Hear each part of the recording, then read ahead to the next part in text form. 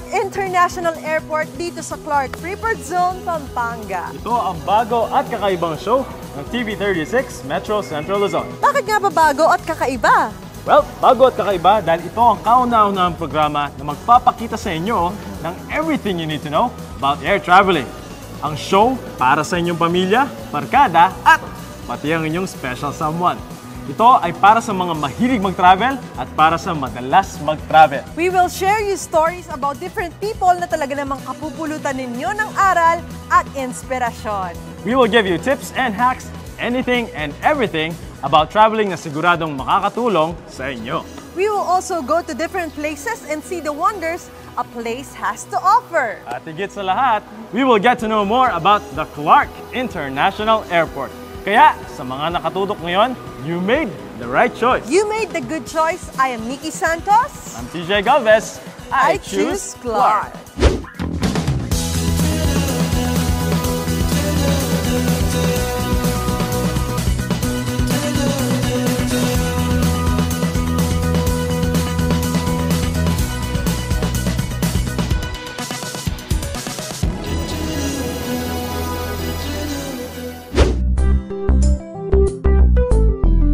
TJ, focus tayo dito sa Clark International Airport here in Clark, here in Pampanga, here in Central Luzon.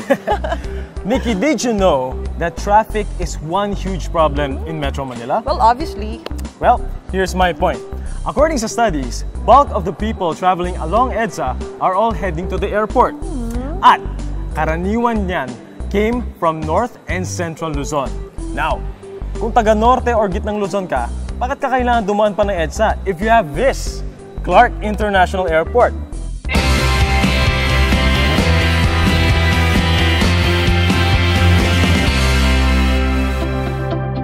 Ang SIAC is located here in the heart of Pampanga, and Pampanga is part of Central Luzon.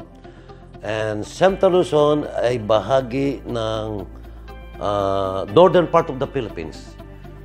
Kaya natin sinasabi, ang mission namin na sana by year 2022 maging airport of choice ng mga taga-northern o Hilagang Luzon, northern part, no?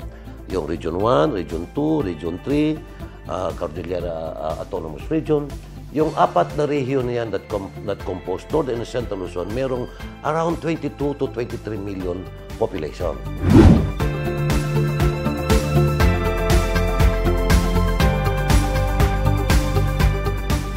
Kung ikaw ba galing ka ng Baguio o Pangasinan o Tarlac, pupunta ka halimbawa ng Hong Kong, gustuin mo ba bang bumiyahe pa ng Manila? Mula sa EDSA, pagpasok mo sa EDSA hanggang pagpunta mo ng Naya, ilang oras yan. Ibig sabihin, madadagdagan yan. Kaya kung may choice ka, kung meron din lang eroplano na lumilipad sa Clark, papunta sa destinasyon na gustong mapuntahan, whether regional city in Asia or domestic destination, you choose Clark kasi convenient ka.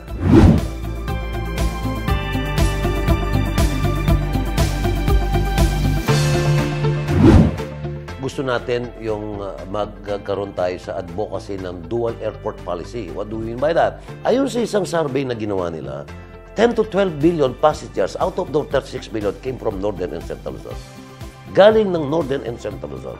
Siyempre, iba, kung taga-Pampanga ka, taga-Tarlac ka, kasama ka doon sa survey na nakunan na nung ikaw lumipunta ng Davao, pumunta ka ng Cebu, o pumunta ka halimbawa ng Hong Kong, dumaan ka ng Naya. 10 to 12 billion kayo. Kung gusto mong i-decongest ang traffic ng Metro Manila, imaginin mo yung 10 to 12 million na yun, kalahati na lang sa kanila may kanya-kanyang sakyan. That is 5 to 10 million vehicles na dapat wala na sa traffic ng Kamaynilaan kung dito na lang. Okay. Hindi lang makakatulong tayo sa decongestion ng traffic, it could also help our economy.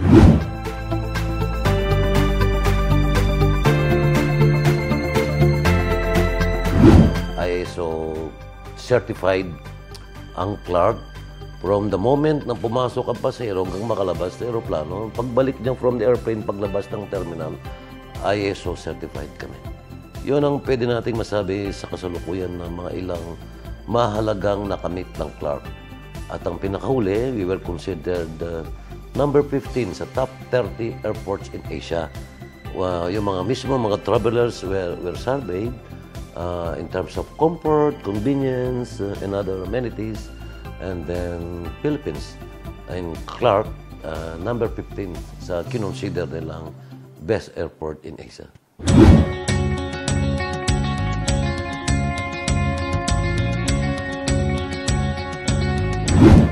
Yung bang pagbaba mo sa sakyan mo, pinark mo yung sakyan mo, naglakad ka papunta sa gate ng terminal, pagpasok mo ng terminal, at saka yung sunod-sunod na proseso hanggang maghintay ka sa pre-departure area hanggang sa pagpasok mo sa aeroplano. Yan ay isang trabahong regular na ginagawa namin. Ngayon, merong mga kumpanya na tinitignan yung proseso namin kung kami nga ay ISO standard. Ibig sabihin, mahaba ibig sabihin yan, pero ito ba yung world best practice? Ito ba yung standard na adapted? Kahit saan ka magpuntang terminal sa buong mundo, ito ang sinusundan pagdating sa masinop na pagtatrabaho ng mga terminal.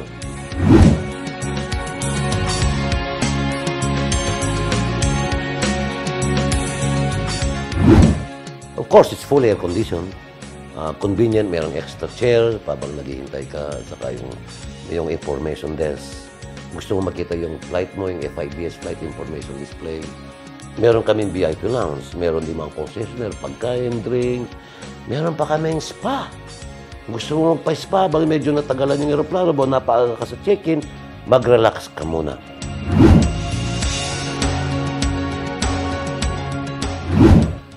Of course, meron tayong Wi-Fi, libre.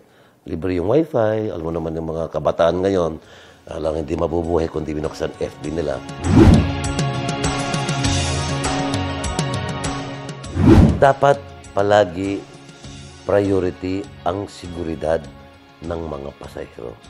Yon palagi ang tagubilin natin sa tuwi-tuwi nang nagkakaroon ng consultation, sa tuwi-tuwi nang nag-inspection tayo, at yun ay bahagi na yakap-yakap na ng mga nagtatrabaho kahit hindi man tuwirang involved sa trabaho ng seguridad.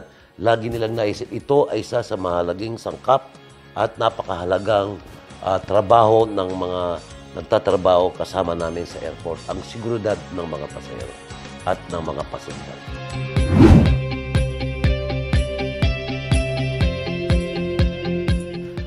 Andiyan ang Philippine Airlines, andiyan ang Cebu Pacific, sa ating mga domestic carrier, papasok na naman ang AirAsia, and then sa ating mga international carriers, ang Asiana, ang Jin Air, a sister company ng Korean Air, ang Dragon Air, a sister company ng Cathay Pacific, well, ang Qatar Airways at saka yung Emirates, yung mga major carriers natin dito sa Clark.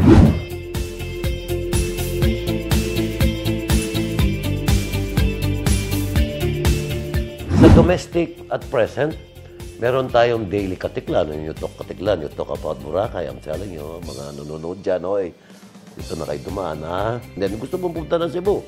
Meron din tayong Cebu on a daily basis. And at the end of the month, magkakaroon tayo ng Davao, tapos magkakaroon tayo ng Puerto Princesa at karagdagan ng Cebu. And then, we're ongoing a negotiation and talk natin with the AirAsia. Binabalak nilang ibalik ang Kalibo at Clark, and then from Clark, pinaplano nila ibalik yung papuntang regional destination sa Asia. At present, meron tayong daily flights sa Incheon, sa Korea, at sa Busan. Busan is the southern part, while Incheon is northern part of Korea. Then meron tayong destination sa Singapore. Tapos yung sa Hong Kong, yung mahilig sa mamuray na mapadamit-damit dyan, di ba? Sa Macau, maganda rin lately ang Macau. Meron tayong din daily sa Macau. And then, of course, yung mga kapatid natin nagtatrabaho sa Middle East. Meron tayong dalawang destination sa Middle East. Yung sa Dubai, United Arab Emirates, at saka yung sa Doha, sa Qatar. Alam mo naman, sa ating ekonomiya, ang isang pinakamalaki na contribute sa ating ekonomiya ay ang padalang dollar remittances ng ating mga kapatid na mga OFW.